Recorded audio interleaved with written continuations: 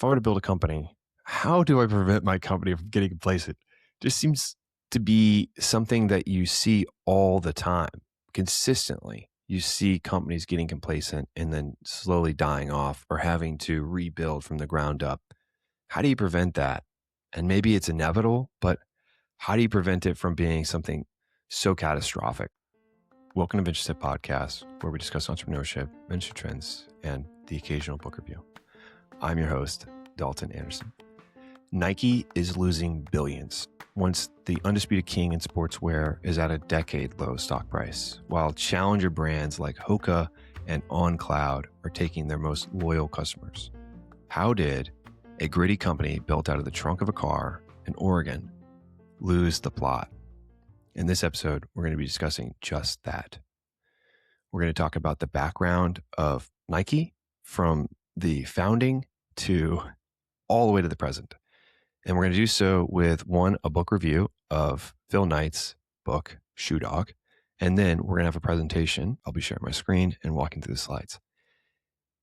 But we're going to do it in reverse order. We're going to talk about the now, and then we're going to go back to the past to circle back to what was Nike's identity when they just started as a company. The crazy idea to compete against Adidas and have a sportswear company based in the US. And how do you do that? And the challenges that were created from this ambition of Nike, or otherwise known as Blue Ribbon. Okay, so let me share my screen. All right, so if everything's working correctly, and if you're watching this and or listening, I'll be narrating. But if you're watching, you should see my screen, and I'll be presenting a slide deck. This slide deck is titled Nike Crisis and Rebirth, Analytical Review, Nike 2026. So the strategic journey of Nike goes from 1998 to 2026. And this isn't the founding of Nike. This is talking about some pivotal events that happened with Nike while Nike was public.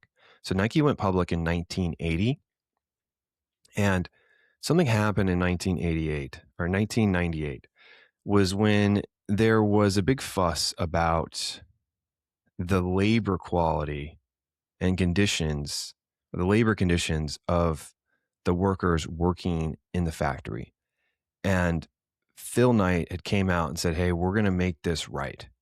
Although there was a whole bunch of different variables, like they didn't own the factory. They'd worked really hard to make the conditions more reasonable than they were when they first started. They were just renting labor throughout these factories. But the issue remained that the conditions were very poor. And so Nike was the scapegoat, but ultimately it wasn't a issue, as in the issue still existed. It was just used Nike as the pivotal point to get the publicity.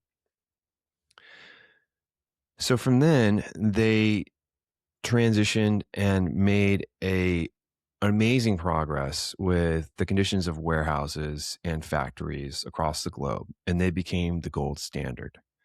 And this is cited within compliance boards that they really think about working conditions for factories, for workers, especially for the shoe industry, the fashion industry, as Nike is the gold standard. And one of the cool things that they did was prior, the rubber rooms used to have this fumes when they bound the rubber to the midsole.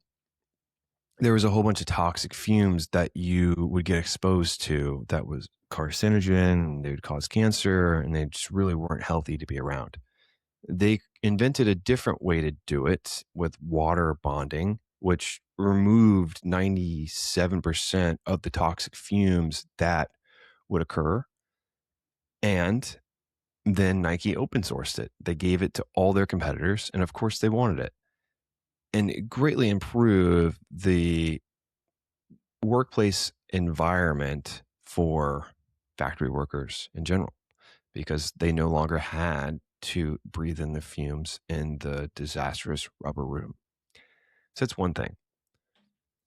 So the next thing is they explode. They dominate from 2000 to 20 16, they absolutely dominate the marketplace. And I can say so, in middle school and high school, everybody wore Nikes. It was just the thing. If you weren't wearing Nikes, what were you doing?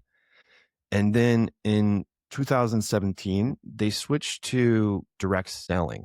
And that did have an initiative that the market liked. And we'll talk about that in other slides. But then in COVID era type of scenario, things hit the fan. So that's the strategic journey of this presentation. Let's go to the next slide. Okay, so this is important. 1980 IPO. IPO was $22. In 2021, it peaked at $177. If you think about inflation and the present value of the $22 IPO in 1980, that's about $88 today. So just keep that in mind when we roll through the slides later on.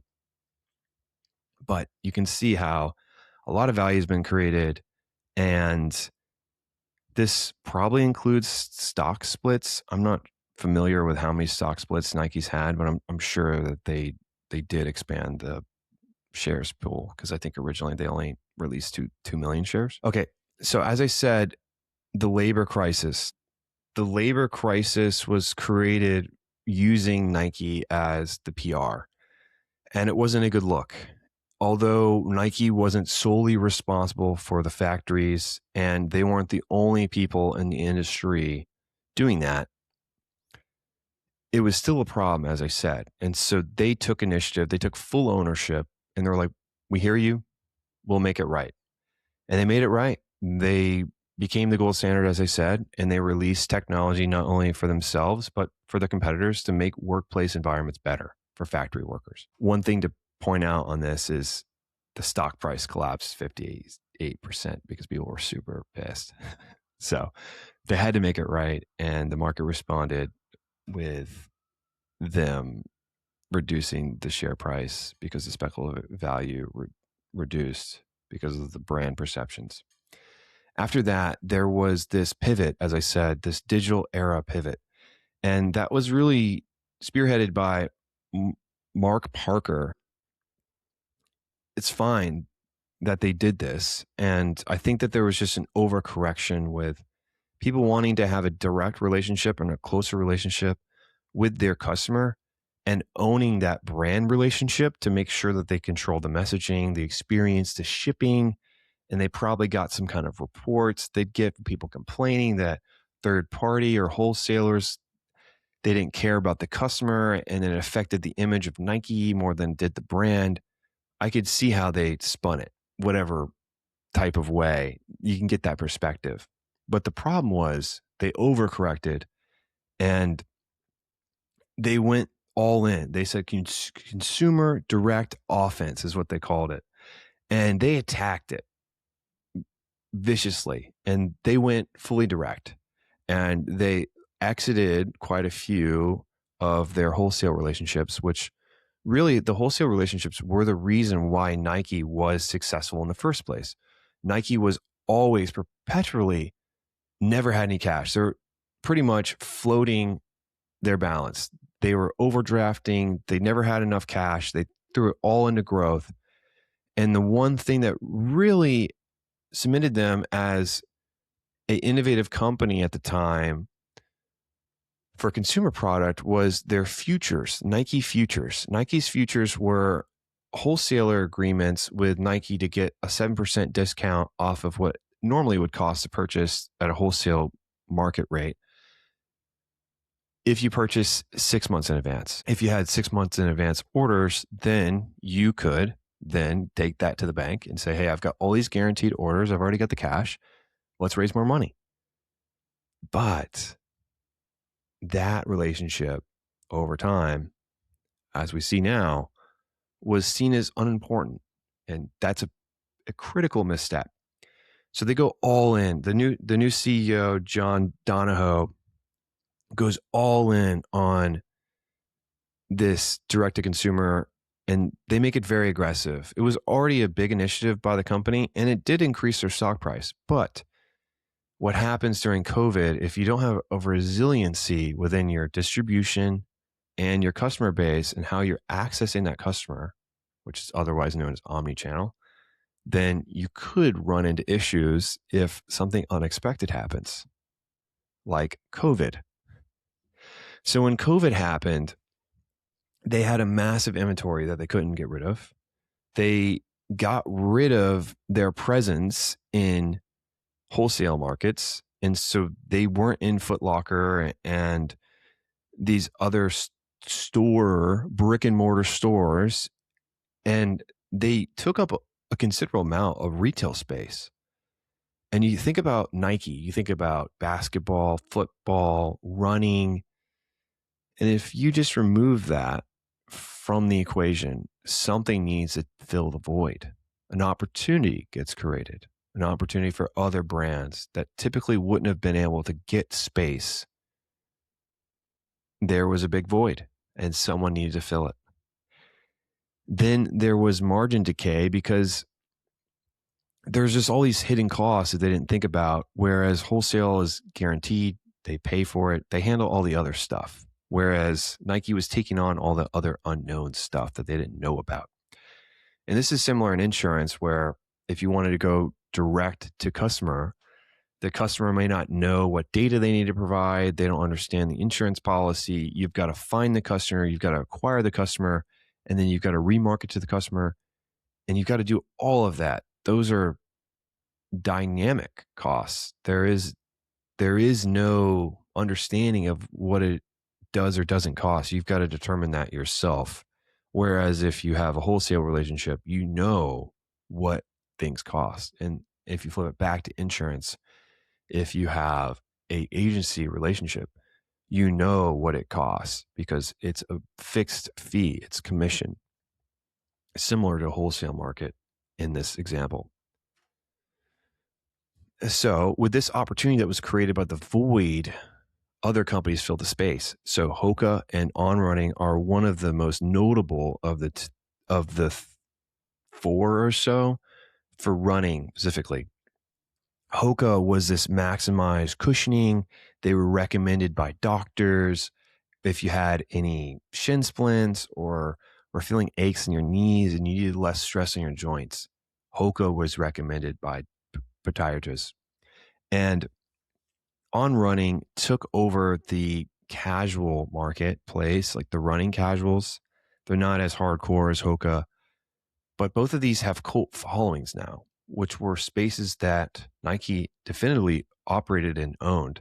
And then the second part, which is my favorite because I have a shoe, is Ultra and Topo.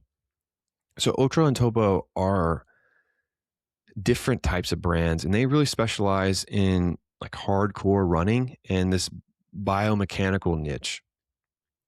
Topo, I'm running in New York City, so my sole isn't that clean. But if you look at how wide this sole is, you can see that you don't really see shoes like this. Like this isn't really a thing.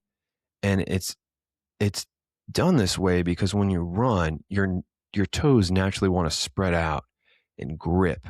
Like if you were running barefoot in the sand, your toes will claw in and propel your body. And what was happening, or what was studied to be happening, and what their science supports, is having a narrow toe box can lead to injury and unneeded stress and the weakening of important tendons when you're running.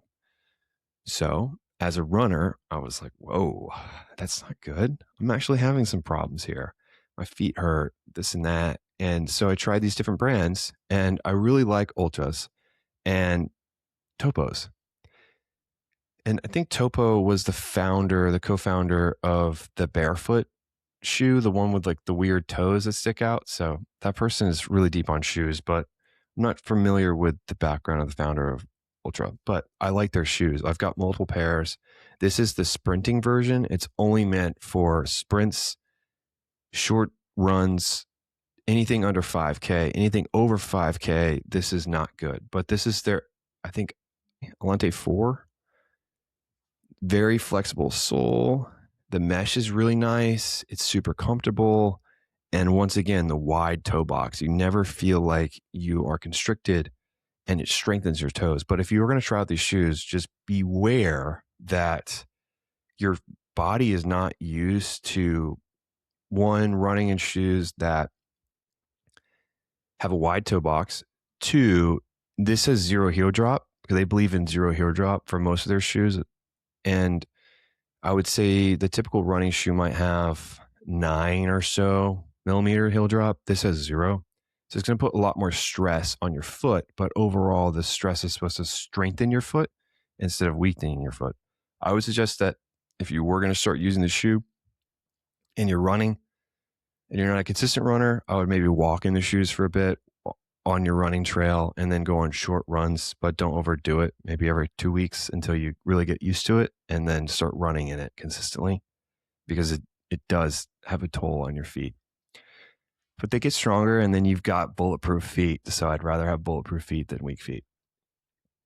But anyways, that was my nerd out on running shoes with ultras. But that opportunity created all these different brands that may have been around, but weren't widely known, because the go-to brand for running at the time was Nike. And what happened was, one, they left the retail space. The other thing is they lost their technical soul. Nike as a company was created to compete against Adidas.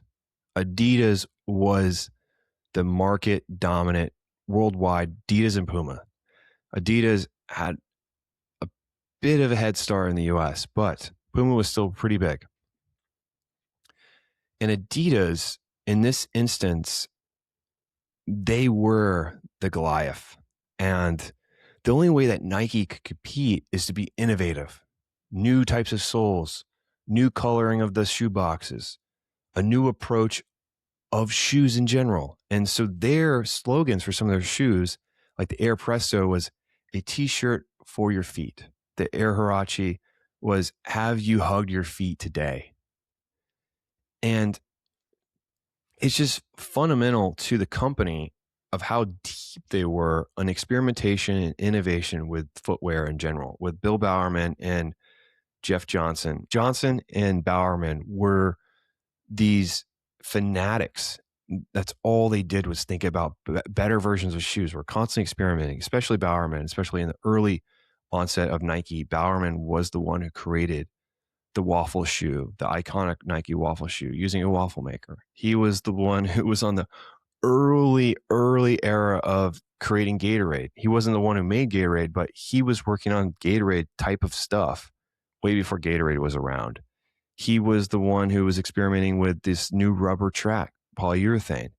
He actually suffered nerve damage from making polyurethane, experimenting with different formulas of this tar and rubber to pouring tracks, because he was just a mad scientist. And these people were just all in on creating new shoe designs, new innovative soles, materials, midsoles, rockers. They were very deep, consistently, all the time. But they changed that for some reason. They went from these little pods of highly specialized engineers that worked on one thing. So they might have 5 engineers. I'm just making up numbers here. So I don't know how many engineers they have for pod, but they had 5 engineers working on long distance running. That's the only thing they worked on, long distance running. They looked at the science. They looked at what happens to the body. They looked at how can they reduce the weight. That was something Bowerman always talked about, was how can we reduce another ounce? 1 ounce is 80 pounds or something off of a runner. It's 80 pounds less effort. And there's a whole bunch of math, and the math checks out. It talks about in the book. But when you think about that consistently, how do I increase my innovation on my niche? I'm highly focused, and I only care about my one niche. And that's really important. The long distance runners, sprinters, soccer, different soccer positions. What does an attacker do consistently? How do they cut? How should I make the cleat formations? Defenders, what do they do consistently? How different are these positions? Where's the overlap? Where do they need to mimic? And then where do they need to be different? Getting into the nitty gritty details was what Nike was all about. And they specialized in running before running was very popular in the US. Running used to be running for nerds. And they're like, you're a weirdo if you go running. I think you're still kind of a bit of a weirdo if you're running, but back then it was legit like you're a weirdo. Running's pretty popular now, but it's popular without Nike, the founding father of running in America, pretty much. Or at least the founders were, Bill Bowerman. So they went to these generalized teams. They moved away from these dedicated silos that specialized in just their niche. And so there was a loss of innovation and they lost their technical identity. They were generalized and they didn't feel like they had enough innovation. People did, which led to performance invasion. So Hoka performed very well. OnCloud performed very well. And the reason why they were able to perform well was Nike left the space and lacked the innovation to consistently win over customers. They got complacent. It's a story as old as time. And I think to myself, if I were to build a company, how do I prevent my company from getting complacent? It just seems to be something that you see all the time, consistently. You see companies getting complacent and then slowly dying off or having to rebuild from the ground up. How do you prevent that? And maybe it's inevitable, but how do you prevent it from being something so catastrophic? Something I would be pondering in my free time. So what happened was the stock market was not happy. And in April 2026, it went to $42. $42 is a low, and it is half, or I guess a little over half, or less than half. It's under half of what the IPO price was, if you think about present value. The IPO was $22, as I mentioned earlier in the presentation. And the current, or not the current price, but the low in April was $42. And this is because they lost their identity of constantly innovating and pushing and having relentless grit and just this competitive nature that they always want to win. They've got to be the winner. They've got to be the winner. Their logo, everything. It's about getting past the other person. That swoosh is the sound of somebody running by you, is what Phil Knight said. He didn't like the swoosh, but that was one of his sales topics. That happened. It's just ridiculous. I don't know. I don't know how that happened. So what are they doing about it? Well, they bring in industry Nike veteran, Elliott Hill. Elliott Hill did 30 years. I said did 30 years like he's from prison, but he did 30 years at Nike. And he's there to transition Nike to winning the war for the run and transitioning Nike to win over wholesale market back, the wholesale distribution, to scaling back DCC or DTC and reoccupying physical retail stores. And then instill innovation. So one of the things that he did do when he came back was, okay, we need to bring back these weird technical silos and they need to do their thing. So something that was announced in October 2025 was Project Amplify, was this like cybernetic attachment that attaches to this certain shoe and helps you walk like faster or helps walking. I would assume this is more for people who maybe they just got back from an injury or they just got back from an accident. Injury and accident are similar, but they're just getting back from something. They're getting back in the swing of things, or they're trying to learn how to walk again. I think this would be really good. Like this could be great technology for those type of things. I don't know if it's meant to help you run faster. I think it's more or less to help you support walking faster, but it's amplifies your walk. I don't know if it's really meant for runners. If you're running, it does quote running as like helping people consistently run, but I think that could put a lot of stress on your body. And I would not recommend that. I would just take it easy. Like when I got back into running, I was a runner before and I hadn't ran in years. It took me months and months to get back into it and to be able to run a lot without getting super tired and my body like screaming no. I just keep that in mind. And then there's this other thing, Nike Mind. Apparently, it's supposed to control your mind and get you into the flow state. I'm not sure how it works. It sounds crazy. It was launched January 2026, so it is live. You could buy this product. But it's these foam nodes that simulate this like sensors in your foot, and apparently it does something to stimulate your mind and get you into the flow state before pregame. It's supposed to support you to get focused and locked in. Maybe I might have to buy a pair and wear it before my podcast episodes. I'll strut around my house and I'll be like, okay, I got to get in this. I got to get locked in.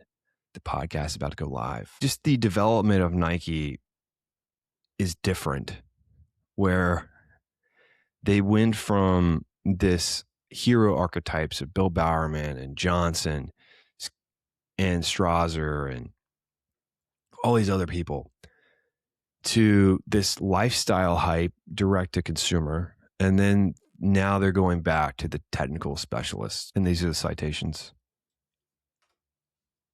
So that was the presentation. Now let's get into the book. So I did read The Shoe Dog, and The Shoe Dog is a great book. I loved it. It was awesome. There's just so much information about life, people, things, negotiation, heartbreak, world travel, influence of religion, Zen-like states, betrayal, euphoria, I'm ruined feeling, anxiety, sleep deprivation, just full on panic attacks and breakdowns. The whole 9 yards is all within that book. But it really outlines the human experience of entrepreneurship and taking things consistently to the next level. And it really reminds me of what I'm trying to do with VentureStep. I hope that VentureStep can be my memoir, and that I don't know how this is going to turn out, but I feel like I'm on the right path, and I feel insanely confident and naive and delusional that I'm going to build something incredible one day. And people are going to look back and be like, wow, how did that happen? How did that get done? That's crazy. How lucky. And then the people that are actually curious, they can watch the videos and see what they're curious about and learn and show that consistently for years I was on it. And that was a great reminder within this book. Phil Knight was working on Blue Ribbon and this Nike sidebar.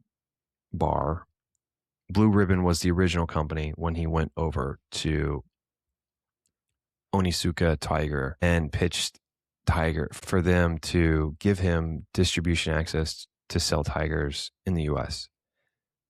But it took him a long time. When I say a long time, I think it took 5 years for the company to really take stride. But he never had doubt. He always had a second job. His main job was whatever his day job was at the time, accounting, professorship, whatever it is. He'd be an adjunct professor or assistant professor. He was teaching part-time. And then there was Nike. Before that was Blue Ribbon. And so it took such a long time. And it puts everything at peace, where he started Nike when he was 24. And it was a mad scientist project from his undergrad entrepreneurship project, where he had presented in his class about shoes. And he was a really big shoe person because he was an athlete and he felt that shoes weren't the way that they should be. And especially for athletes. And he wanted to reinvent how people thought about running. And he wanted to have an American company dominate in the running space. And he wasn't a huge fan of Adidas. And he thought he could do it better. And the first step of that was distributing shoes. So he sold his car, asked his dad for some money, and flew across the world, went to Hawaii, had a great time with his buddy Carter. His buddy Carter got married, and the rest is history. I never really found out what happened to Carter, which I'm bummed about. But anyways, he goes and pitches for him to sell Tigers. He comes back, he starts selling Tigers. That's fine. He does that for some time, for a long time. And he sends over some shoes to Bill Bowerman. Bill Bowerman was his old track coach at Oregon. Bill Bowerman is a legendary coach. Probably one of the greatest track and field coaches in American history. He had coached an insane amount of All-Americans and Olympic athletes. Bill Bowerman he coached 31 Olympians and 51 All-Americans, and his athletes broke 15 world records and 22 American records. And Bill Bowerman was a war hero. He was someone who served in the 10th Mountain Division, and he got a Silver Star and 4 Bronze Stars for his service. And Bill Bowerman was also a mad scientist. As I said early in the presentation, he was on the cutting edge of recovery for his athletes. He believed in recovery and drinking salty waters to replenish their hydration, which is something that people think is normal nowadays. But back then it was out there. And he'd have them drink this goo and help with recovery. And people never liked it, but because it was disgusting, but it would help them recover and give them more energy. He would take people's shoes and repurpose them, strip things out, make the sole new, whatever, all sorts of crazy stuff to his athletes. But he also prepared his athletes like they were going to war, the war of life. And Bill Bowerman really prepared Phil Knight to go to war. And the war that Phil was getting prepared for, which he didn't know, was the creation of Blue Ribbon and the transformation of Blue Ribbon to Nike. And during that process, he had really wanted Bill Bowerman's approval, because Bill Bowerman, like Phil's father, was not necessarily the most expressive man like how men were back in the day. And so he wanted to get Bill's approval. And so he sent over some Tigers to Bill, and he's like, these are great, but we can make these better. And Bill's like, we? And he's like, yeah, I want to be a partner. And they agreed to split it 50-50 down the middle, and they start going crazy. They create the company. It goes well. They start selling out of cars. Bill Bowerman is more of an innovative scientist partner. And then Phil Knight is doing the consistent work, the grind. And so after things kind of expanded a little bit, they had to hire somebody. So they hire Jeff Johnson. Jeff Johnson is someone who, like Bill Bowerman, is a incredible creative person and a fanatic about shoes. And that's where they get along. Where they did not get along with Phil Knight was the lack of encouragement that Phil gave Jeff Johnson. And Jeff would write these detailed letters constantly, all the time, to Phil Knight. And Phil would never respond. He would never respond. And then Johnson would send him another letter like, please send encouraging words. Thank you. Those people were probably one of the backbones of the company. Those were key figures. There's multiple key figures like Strouser and these other people. But when you talk about the identity of Nike and having someone who's passionately innovating and able to consistently take things to the next level and is willing to be a team player like Johnson. Johnson moved from California to Boston, back to California, back to Boston, and then I think back to California. He was all over the place. And these were moment notice type of situations where, hey, I negotiated for us to get a new big order from Tiger, but I also said that we've got offices on both sides of the coast, but we don't have an office yet. So you need to go on the East Coast. I don't care where. You need to leave tomorrow. You need to find an office and a place to live. And you need to send me the address so I can tell Tiger. Craziness. And he agreed to it every time because he's such a team player. And dropping in a little bit on the management style of Phil Knight. Phil Knight really believed, and he'd constantly quote this General Patton, don't tell people how to do things. Tell them what to do and let them surprise you with their results. So he was a hands-off, laissez-faire manager and CEO. And sometimes I think that's good, and sometimes I think that's bad. There is a little bit of, hey, a balance. Maybe it's a 75-25, where you're 75% hands-off and then you're 25% hands-on. And I think the lack of encouragement to some of the employees could have been a big deal. If Jeff Johnson were to leave Nike in the early days, they would be ruined. Or if Bill Bowerman would have left, they would have been ruined. Nike could not have survived without those two employees. Well, Johnson was an employee, which became a partner later on, but Bowerman was always a partner, equity partner. But it does send something to the team is like, I trust you explicitly, do your thing, figure it out, and let me know how it goes. We don't need to send me over approvals, and we don't need to figure these things out together. I trust you to make the decision. You're closest to the problem. Get it done.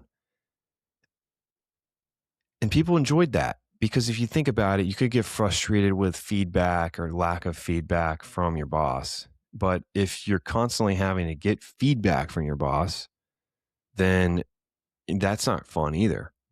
Like if you had a scenario where you either get too much feedback or not enough feedback, I think it should be somewhere along the lines where I don't really get feedback unless it's something super important. And if that's a scenario and you're like, oh, well, I wish I had more feedback and that my boss was more involved. If you leave to another company, you won't have the same level of freedom that you have here.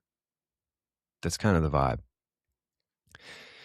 I wouldn't say my management style is completely laissez-faire. If someone reporting to me and my employees are sending me hundreds of letters and I just don't respond, I think that's pretty rude, but I would not necessarily provide all the advice. If they ask for advice, I would, but I would ask them to make the decision because it's their project and I trust them. And if it's wrong, it's wrong. We'll figure it out.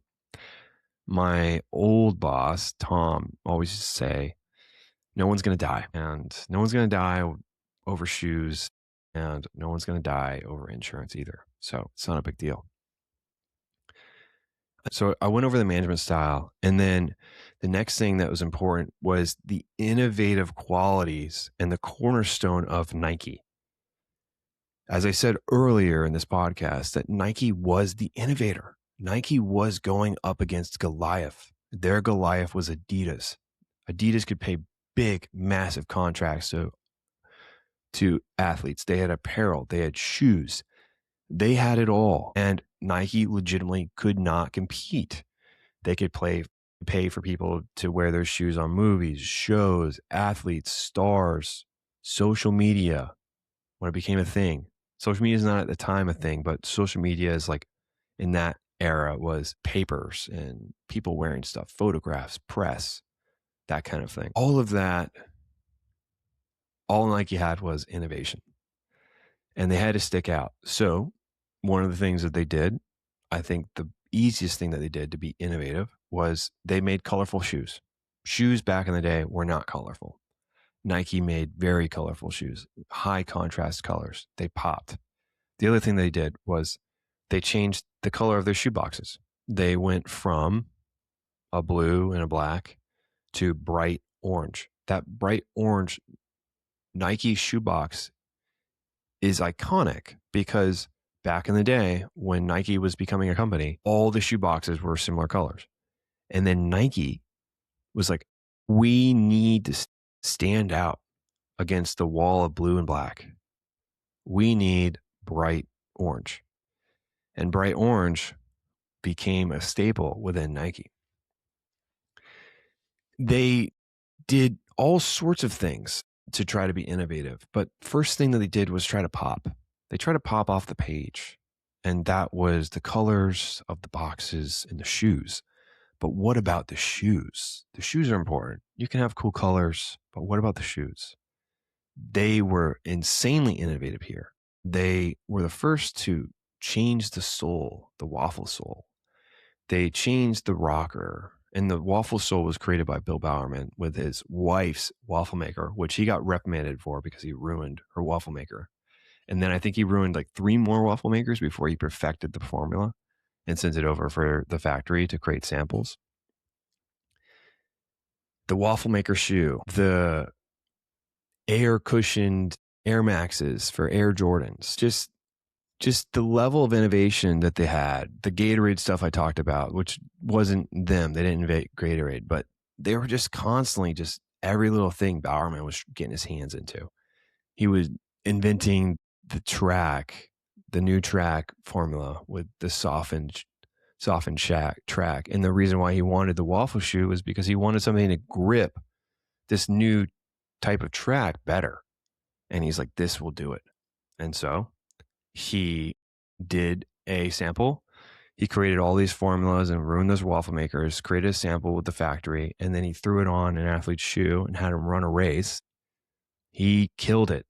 He was running like a rabbit, they said. And so they had one thing I think is super duper important when you think about as a company, if you want to be innovative, is they were customer zero. Bowerman was constantly experimenting on his athletes to get the most out of them with nutritional stuff, weird goos, as I talked about, hydration, recovery methods, and shoes.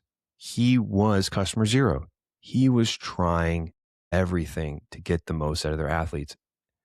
And you can see that in the results that he had. I mean, 51 All-Americans and 30 plus Olympians is insane. And 4 national titles with the University of Oregon. He's a legend. But Nike was able to innovate at a faster pace because they had a team of people running every day.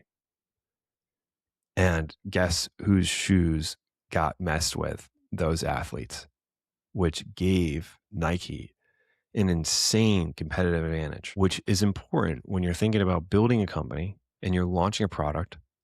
How can you find customer zero? The best customer zero to be is yourself. And if you are your own customer, then you'll have the edge cases figured out. You'll have everything refined before you go to market. But if you're not customer zero, you're kind of far from the feedback loop. And I'm not saying for all scenarios that you need to be customer zero to be successful. What I am saying is you have a legitimate competitive advantage if you are customer zero. So the next section is honesty and ambition and grit. Nike went through a lot. And they had multiple just scarce scenarios where the company was done for. And one of those was they were just constantly floating against their receivables. And banks didn't like that. There was not the concept of venture capital funds when Nike was around. Venture capital funds came about later on, but they weren't a thing when Nike was trying to raise money. So they had to go through traditional bankers, which were risk adverse. And one of the things that you needed was equity, and equity is assets minus liabilities. And if you didn't have the cash, but you had the growth, then they were like, this is a bad business. And Phil would always say, this is actually a good business because I'm growing super fast. But they always had issues and they're always butting heads. And Phil would always act perplexed when they were upset with him. He's like, oh, I didn't know. I'm just trying to grow. And they were like, oh, all right, don't worry about it.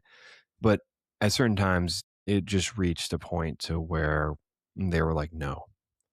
And that happened with First National, where they were saying that we can no longer be your bank. And then they had to find a new bank and a new credit line. And so they had to go to California Bank. And California Bank pretty much did the same thing. They suspected a little bit more, though. So they suspected that Phil was cooking the books, and they reported him to the FBI. They reported his company, froze his funds, made multiple creditors super upset because they didn't get paid. He owed like $800,000 plus $1 million. So he was out like $2 million. He didn't have the cash for everything, but it was an ultimate showdown between the California bank and his partner. And the way that they figured it out was basically Japanese trading partner dropping the hammer on California bank and stating that, one, we will cover debts in full. And it was about $1 million. And so he had the check already ready, gave him the check, told him they're going to cash it today. And then they said, oh, by the way, I understand that you are recruiting us as a client in the US. And they're like, yeah, we are. We're really excited about it.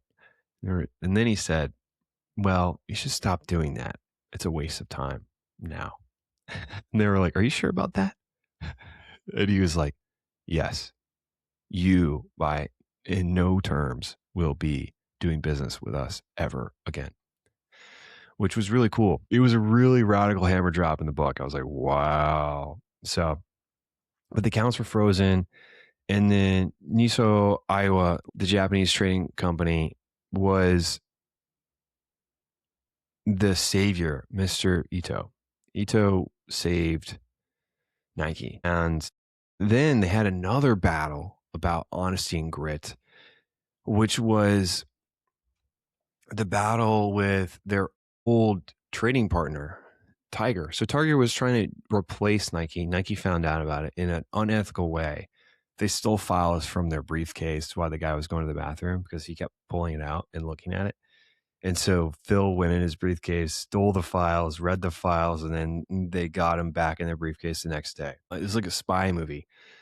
But anyways, the important part about this is there is an opportunity, and many opportunities in this book, to be dishonest and to do something unethical, which Phil and the group definitely crossed the line, or not crossed the line, but maybe looked over the line. Like going through somebody's briefcase and reading somebody's files is unethical. Is it technically like super duper legal and or super unethical? It's definitely not something you want in your Boy Scout code of conduct, but not something where people are getting hurt or things are happening that are super bad. Definitely not the best thing to do, though. The secret factory that they had their Japanese trading partner fund, or the legal case with Tiger and the suit of that, there's many opportunities to be dishonest and to look the other way when people are asking the group of Nike hard questions.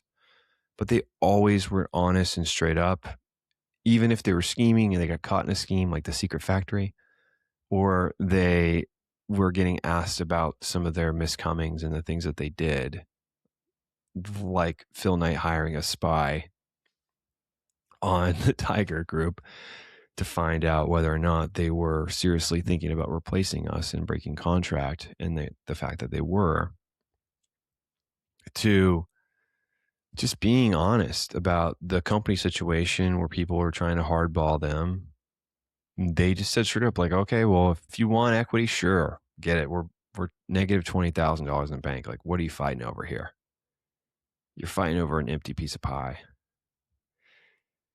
But one of the things that really stuck out to me was the honesty when everything was collapsing, especially in the court case with Onitsuka Tiger. There was a scenario where they had a trial with a judge, and they were being reprimanded by the judge. The judge was super upset with both people.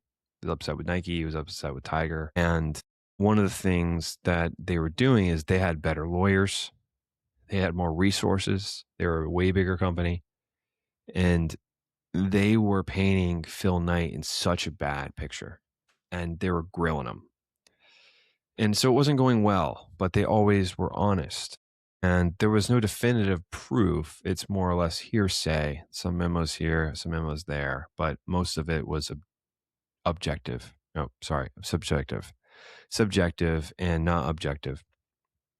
And one of the things that really stuck out to the judge was the level of honesty that Nike had against these claims. And they were straightforward. Whereas the executive, Mr. Kimia, was not necessarily honest. And one of the things that was dishonest, where he'd requested formally for a translator from Japanese to English, although this executive knew English perfectly fine. And everybody on Nike knew that he knew English, but the judge did not. Regardless of the fact they were conducting the trial, he had asked for a translator. And during that process, the translator was translating as translators do. And then the executive was correcting the translator in perfect English, which was confusing for the judge. And the judge cited that as one of the big reasons why he had sided with Nike. So Nike gets to survive. The secret factory, when things weren't going well, when they had issues with paying their debts because of the bank was frozen, they straight up told their partner, Mr. Ito saved them. But they just had radical honesty. And then the next thing they did was they took bets on people. They took big bets, and they weren't afraid of making mistakes on innovation. They had some innovative shoes that didn't go well. They were absolute failures. They had to do recalls. And people encouraged that level of edginess because a lot of people weren't innovating shoes. And for them to make a shoe and it needing a recall, they got zero backlash because they were trying. They were trying to do something innovative. And then they were taking bets on people. One of these rock star, famous track athletes was Steve Prefontaine, which he went by Pre. And Pre was an amazing athlete, insane. He'd broken the mile and all sorts of records. I think he had American records from the 2,000 meter all the way to the 10,000 meter. He held the records, and he was an insane athlete, was in the Olympics when he was 18 and was a world star, also from Oregon. And he couldn't work. He was a world famous athlete and was known everywhere. He was a celebrity. But since he was a professional Olympic athlete, he couldn't make any money. He couldn't take endorsements. He couldn't work a job that he could use his expertise for. He had to take odd jobs like bartending and races in Europe and different places and getting paid by running promoters. That wasn't good for Pre. And they recognized that. So they paid him. They offered him a job for publicity, and they sponsored him as an athlete, and they made him a full-time employee where he'd travel the country and he would do running clinics and seminars and sign and do autographs. And that was his job, and he loved it. And then he would train. But they made it right because Pre was having a hard time running all those races. It was taking a wear on his body because he didn't know when to slow down. The sad part about this is Pre had a tragic accident when he was driving home one time, and apparently he hit a boulder and the car flipped him out, and the car fell on him and crushed him, which was a very sad part of the book and definitely a sad story. Okay, burnout. They talk about burnout and the psychological toll that building Nike had, and it was from Phil's perspective, but one of the things that Phil started with when Nike was starting to scale and he was getting stressed out is he would have rubber bands on his wrist, and he would just pop his wrists with the rubber band nonstop. He'd be fidgeting and popping the band, getting a fresh one on there, and then just popping the band on his wrist. Eventually, that wasn't good enough. And then he moved to these hug maneuvers where he would put himself in a straight jacket and he would just hug himself super hard to put himself together. He would say that he's falling apart and his insides were going to just slop out on the floor if he doesn't keep holding himself tight. And then he went through a phase to where he was destroying his telephone at home. He was beating it up. And then the telephone man was like, be a man. You're an adult. Why are you doing this? And then Knight had a moment with himself. He was like, okay, if the telephone guy is reprimanding me, I need to figure out my stuff. And he did. He stopped breaking the telephone, but he never stopped the hugging thing that he was doing. So he'd always have that, but he had all sorts of stress. And it was a lot of stress on his whole family. His wife, Penny, was stressed to the bone about Nike. They leveraged their house. Their house was a guarantee on the loans. If they lost Nike, they lost the house. And she had a panic attack at a high stakes moment in Japan when they were doing a showdown with Tiger.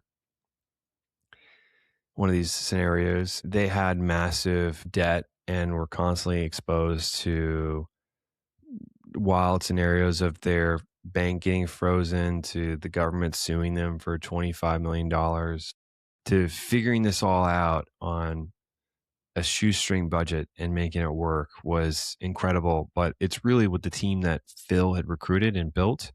That was the main reason why they were able to get through it. The butt faces. This was the identity of Nike.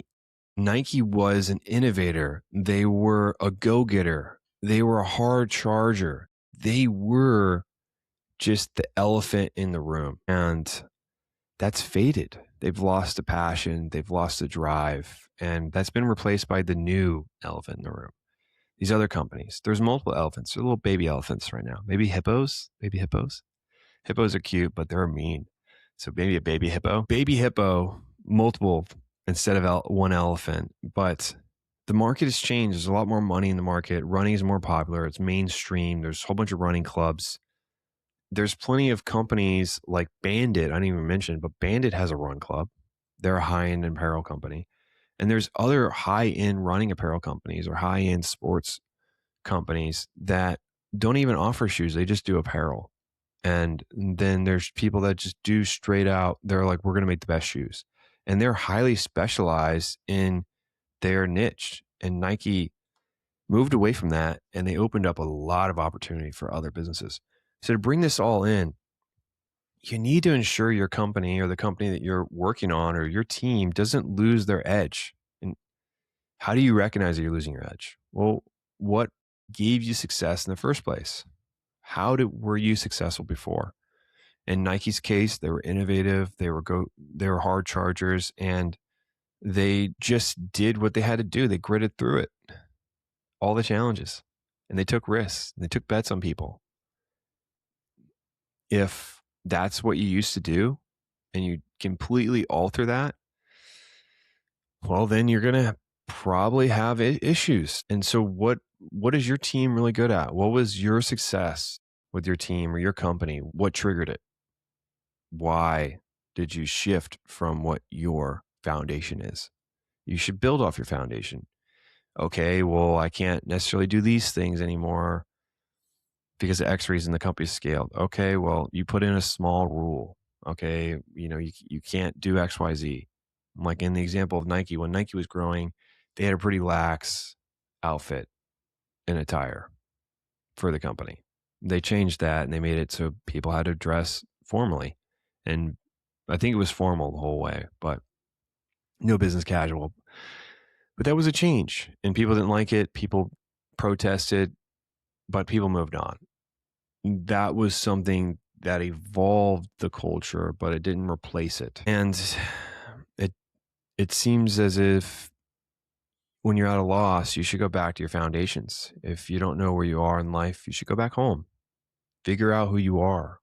You can see a lot with what people see in you and what you see in others. So what you admire in others is a quality that you might have but not know you have.